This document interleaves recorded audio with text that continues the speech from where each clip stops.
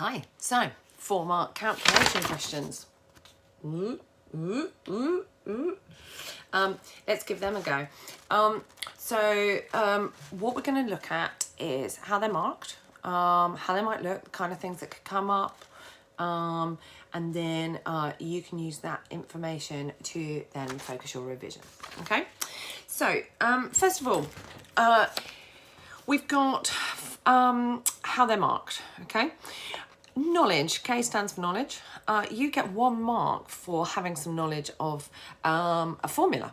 So actually, if you learn all the formulas off by heart just as words, okay, and all you do is you write down the formula, you get a mark. Then the following 3 marks are for the calculation that follows. I would say it's such good practice to write out the formula anyway. If you went totally wrong in your calculations, then you could still pick up the mark for the formula. The other thing is, knowing the formula and writing it out means that you've got more chance of then getting the subsequent calculation correct. Okay, so try and get into the habit of where you see a calculation question, you write the formula, and then you write the answer underneath. Okay, so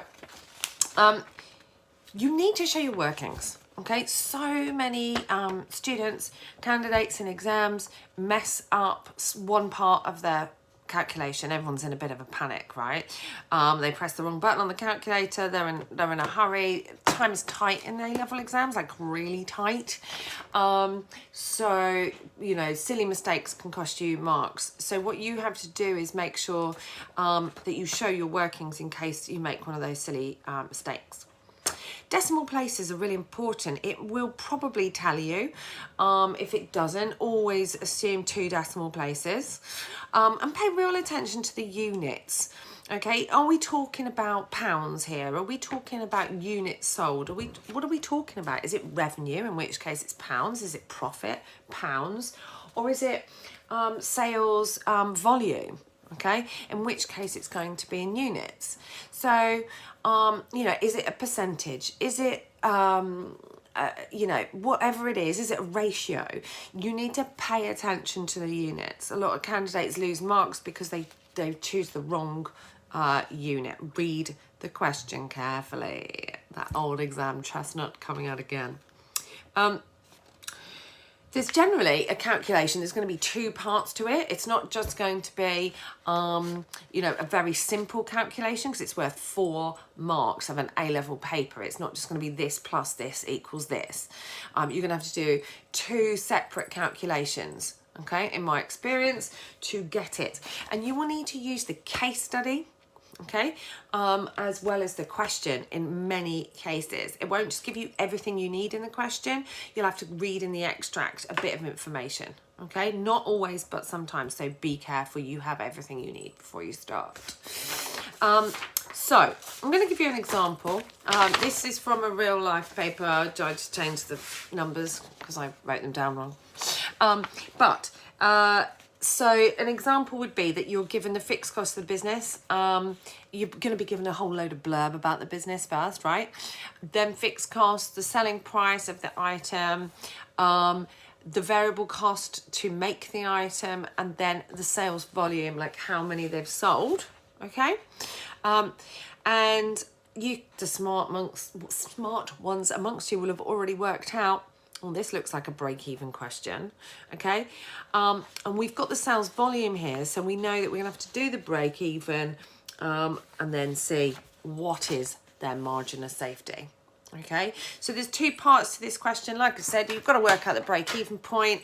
So we do fixed cost divided by contribution. So we do 40,000 divided by 400. Okay, that gives us 100. Our sales volume is 200.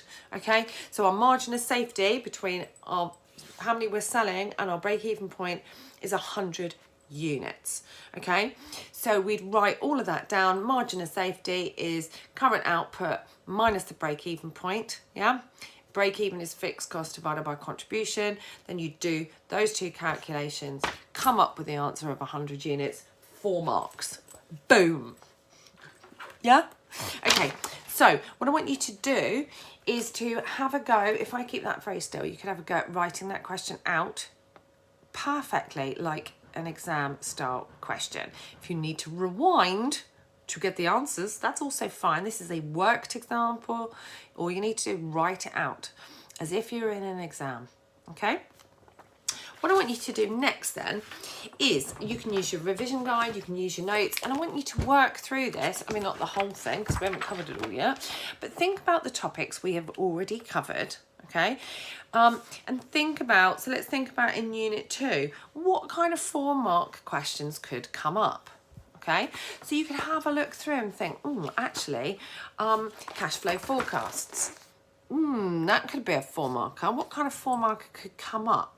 Okay, it's not just going to be inflows minus outflows. That's like GCSE maths, yeah, foundation. Okay, so what kind of 4-marker could come up? All right, you can look at past papers. Right, you can look at questions that we've already done in class. Look at all your other exams, yeah? And think about the kind of 4-mark questions that could come up. Practice writing some, practice answering some. And what I'm going to do is we are going to put a load of those in your assessment to see if you have nailed them. Okay, I hope this was helpful. You should spend a decent amount of time this week really focusing in on these 4-mark calculation questions. Okay, bye.